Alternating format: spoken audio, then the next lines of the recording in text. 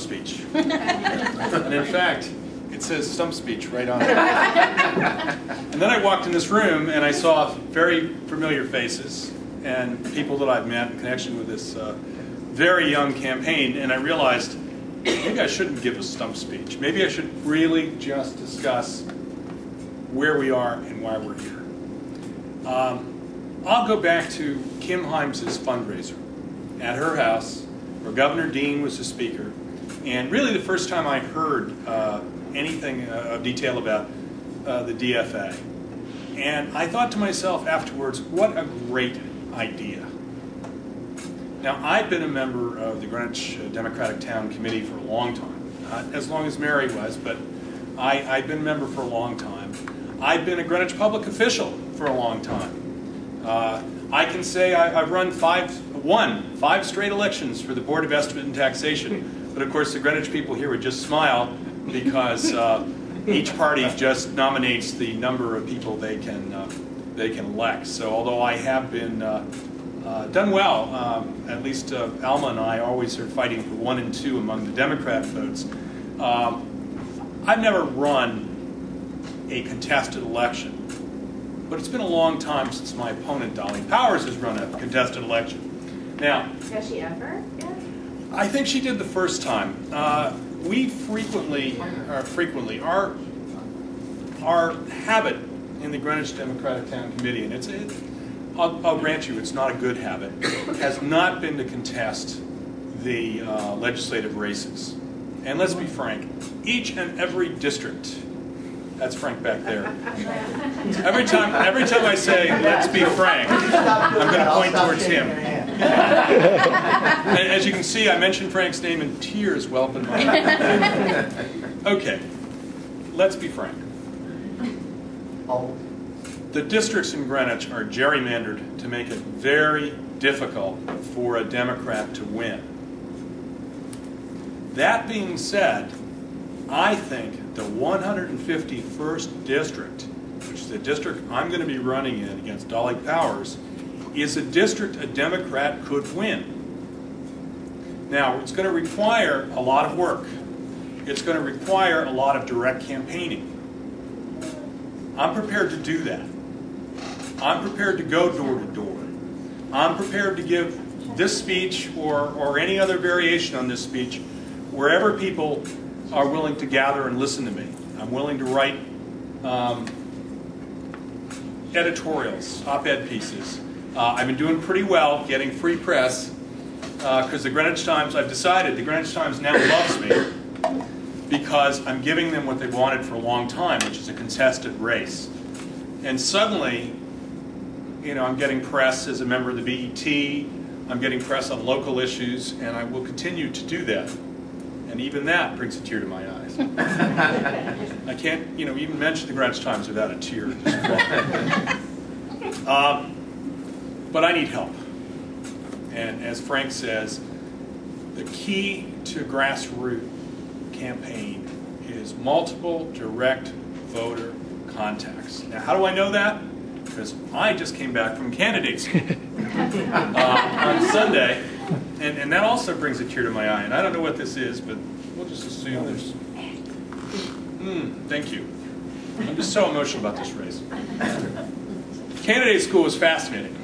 And as I was listening to Professor Murray Fischel explain how to set up a grassroots campaign, I would become alternately elated, thinking, we can do that, and somewhat depressed because we haven't done that. And there's really no good reason why the Democrats in this town and the unaffiliated voters and I will say it, the moderate Republicans have to put up with a representative who is not representative of the values of this community and of that district, and whose constituency, the constituency that she supports, is not representative of Central Greenwich, where I was born and raised, of Coscob, of North Mianus, of Mianus, and all the towns, all the part of town that are people live in modest houses like my house, that live on small lots,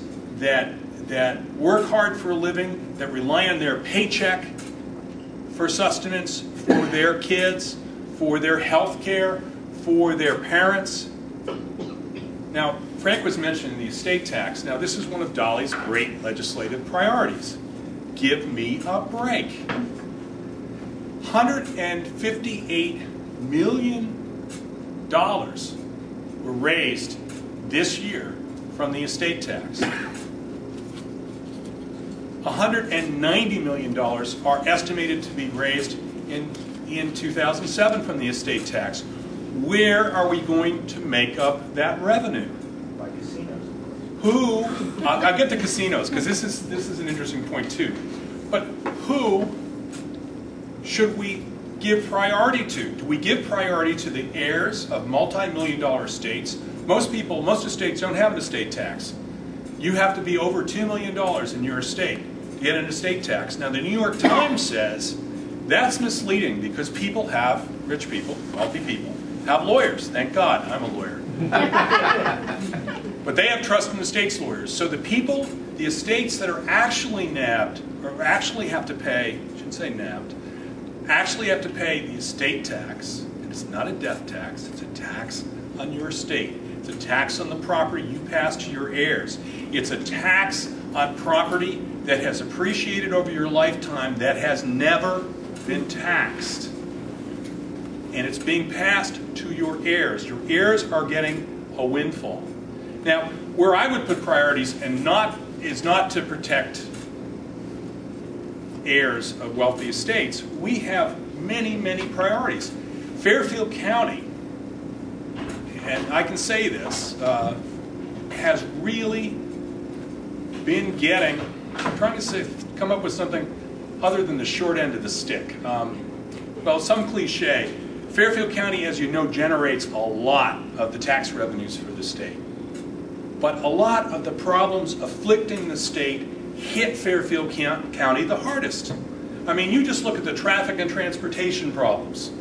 It is horrendous. It is a drag on our economy. It affects our lifestyles. My law firm is in central Greenwich. We employ 75 people.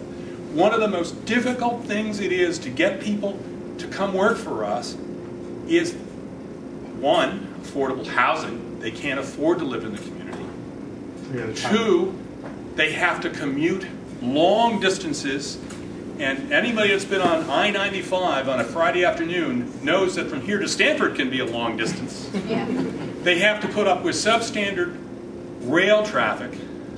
Substandard rail. Governor Rell and her administration go out and they buy railroad cars from Virginia. Well, the railroad cars just don't happen to fit our tracks. Now they're going to substitute, and they've got a plan to swap these used railroad cars, Virginia used railroad cars, for other parts of the state, and then we're going to get their used railroad cars. But this is a kind of problem that affects the entire state, but affects Fairfield County the worst. The same thing with affordable housing. When I grew up in Greenwich, and my mother was a school teacher, my brother's a school teacher now. When my mother was a school teacher, most of the teachers lived in town. Most of the cops lived in town. Most of the firemen lived in town. It was very important to the community to have these people here. Well, they can't do that today. Today it is virtually impossible unless you've got a family house for people of modest income to come into our community. And that is a crisis for the community because we have never been, and we never should be, a haven for wealthy people. This is not condominium Greenwich. This is not Palm Springs Greenwich. We are a diverse community. We have always been a diverse community, and that's what gives us, I think, the vitality and vibrancy. So affordable housing is very important. So what did Dolly do? Dolly votes against the establishment of the Housing Trust Fund, which is set up primarily to help low-income and moderate-income people have affordable housing. Now, to me, that's a vote against our community.